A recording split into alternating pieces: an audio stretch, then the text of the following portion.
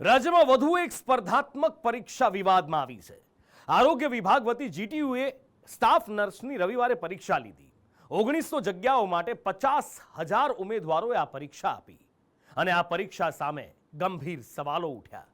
પ્રશ્નપત્રની જાહેર કરાયેલી આન્સર કીમાં જવાબો એક જ ક્રમમાં હતા અને ગેરરીતિની પ્રબળ આશંકા ઉઠી.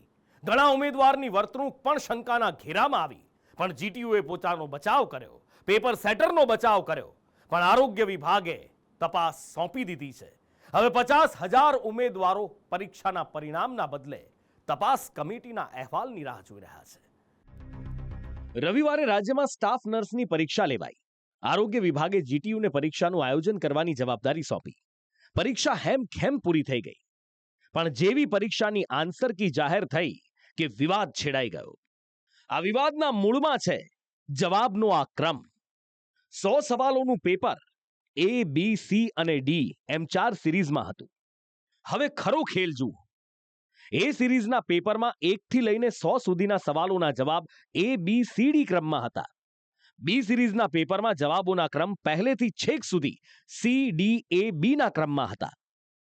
C અને D સિરીઝના પેપરમાં પણ જવાબનો ક્રમ છેક સુધી C, D, A, B હતો. જવાબનો આ ક્રમ પોતાનામાં જ ઘણા સવાલો ઉઠાવે છે. જવાબો એક જ પેટર્નમાં કેવી રીતે હોઈ શકે? નર્સિંગ યુનિયને આ ભોપાળા પરથી પડદો ઉઠાવ્યો અને ગેરરીતિની શંકા વ્યક્ત કરી. એટલે આના ઉપરથી એવું લાગી રહ્યું છે કે ક્યાંક ને ક્યાંક પરીક્ષામાં ગેરરીતિ થઈ છે. અને બીજું, ઘણા વિદ્યાર્થીઓના કહેવા મુજબ અમુક સ્ટાફે જે પરીક્ષાર્થીઓ હતા તેમને 20-25 મિનિટમાં પેપર પૂરું કરીને બેઠેલા હતા.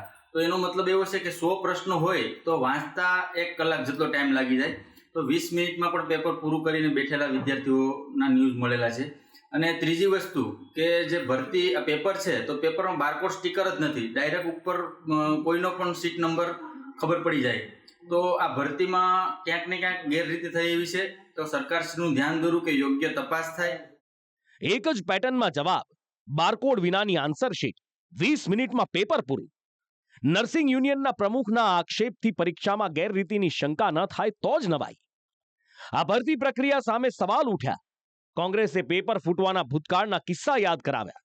ભરતી સામે સવાલ ઉઠાવ્યા. ગુજરાતમાં પેપર ફોડવા માટેની ગેંગો કઈ રીતે સક્રિય હોય છે અને ગાંધીનગરમાં બેઠેલા લોકોના આશીર્વાદથી રાજ્યની અંદર વિવિધ સરકારી પદોની ભરતીમાં મોટા પાયે ભ્રષ્ટાચારને ભાજપે શિષ્ટાચાર બનાવ્યો. તેવા સંજોગોમાં સ્ટાફ નર્સની 1903 જગ્યા માટે જે રીતે પ્રોવિઝનલ આન્સર કીથી પ્રથમ દ્રષ્ટિએ સંદેહ દેખાય છે, એ સુનિયોજિત કૌભાંડનો ભાગ હોય તેવું દેખાઈ રહ્યું છે. પરીક્ષામાં ગેરરીતિનો આક્ષેપ થતા આરોગ્ય વિભાગ હરકતમાં આવ્યું. જીટીએ પાસે ખુલાસો માંગવામાં આવ્યો અને જરૂર પડે તો પરીક્ષા રદ કરવાની પણ વિભાગના અધિક નિયામકે તૈયારી બતાવી. જીટીયુને એક્ઝામ લેવાનું આપ્યું હોવાથી એમની સાથે વાતચીત કરવામાં આવી અને એ જ રીતે એમણે જણાવ્યું કે અમે આ રીતે કરીશું અને અમે એમાં થોડા સુધારા વધારા કરીને વાત કરી અને જો કંઈ પણ ગરબડ હશે તો અમે બીજી વાર એક્ઝામ લેતા અચકાઈશું નહીં, એ અમારી ખાતરી છે. એ રિપોર્ટ અમને આ થાય, આ બધી કમ્પ્લીટ ડેટા એનાલિસિસ એ લોકો કરશે, પછી અમને રિપોર્ટ આપશે.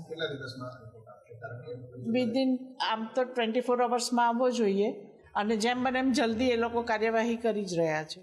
આ તરફ સ્ટાફ નર્સની પરીક્ષાનું આયોજન કરનાર જીટીયુએ ગેરરીતિની વાતને નકારી નાખી. યુનિવર્સિટીના રજિસ્ટ્રારે પેપર સેટરનો બચાવ કર્યો. આન્સર શીટ ગોઠવવામાં ભૂલને માનવ સહજ ગણાવાઈ. એટલે આમાં આખું પેપર જે છે પેપર સેટર અને એ પણ બહુ સિનિયર પ્રોફેસર કક્ષાના લોકો હોય છે, કાઢતા હોય છે. અને જે કોન્ફિડેન્શિયલ મેટર હોય એટલે એ અમે પણ પેપર ખોલતા નથી અને ઇવન આન્સર શીટ પણનું કવર પણ અમે ખોલતા નથી.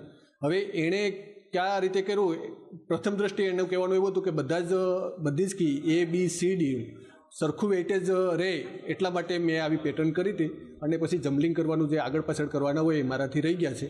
અને બટ ઓબ્વિયસ કે અમે જ્યારે આખું પેપર સીધું જ એજન્સીને પ્રિન્ટ કરવા માટે આપી દેતા હોય અને આન્સર કી છે એ અપલોડ કરી દીધા પછી અમે આન્સર કી ખોલતા હોય એટલે એ અમારે બી ધ્યાન નથી. જ્યારે પેપર જમ્બલિંગનું પ્રોવિઝનલ આન્સર કી કરતા હતા ત્યારે વિષય ધ્યાને આવ્યો છે અને જે કંઈ બી નિર્ણય હશે એ કેન્ડિડેટના હિતમાં કરવામાં આવશે. જીટીયુના રજિસ્ટ્રાર પેપર સેટરને સિનિયર ગણાવી રહ્યા છે, ત્યારે સવાલ એ ઊભો થાય કે એક અનુભવી વ્યક્તિ આવી ભૂલ કેવી રીતે કરી શકે? જે પરીક્ષામાં 50,000 ઉમેદવારો બેસતા હોય એમાં વિશેષ કાળજીની જરૂર પડે. સવાલોના જવાબ એક જ ક્રમમાં કેવી રીતે હોઈ શકે? માની લઈએ કે પેપર સેટરે પોતાની સરળતા માટે જવાબો ગોઠવવામાં વધુ સમય ન બગાડ્યો હોય, પણ આ જવાબ સંતોષકારક નથી. આ દાવો ટકી શકે એમ પણ નથી. પરીક્ષા આરોગ્ય વિભાગે લીધી હોવાથી વિભાગના વડાએ છેવટે જીટીયુના અધિકારીને તેડાવ્યા, આન્સર કી સંદર્ભે ખુલાસા માંગ્યા. હવે જીટીયુ આ ખુલાસો કરશે. જ્યાં સુધી સ્પષ્ટતા નહીં થાય ત્યાં સુધી 50,000 ઉમેદવારોના જીવ અદ્ધર રહેશે. બ્યુરો રિપોર્ટ, સંદેશ ન્યૂઝ.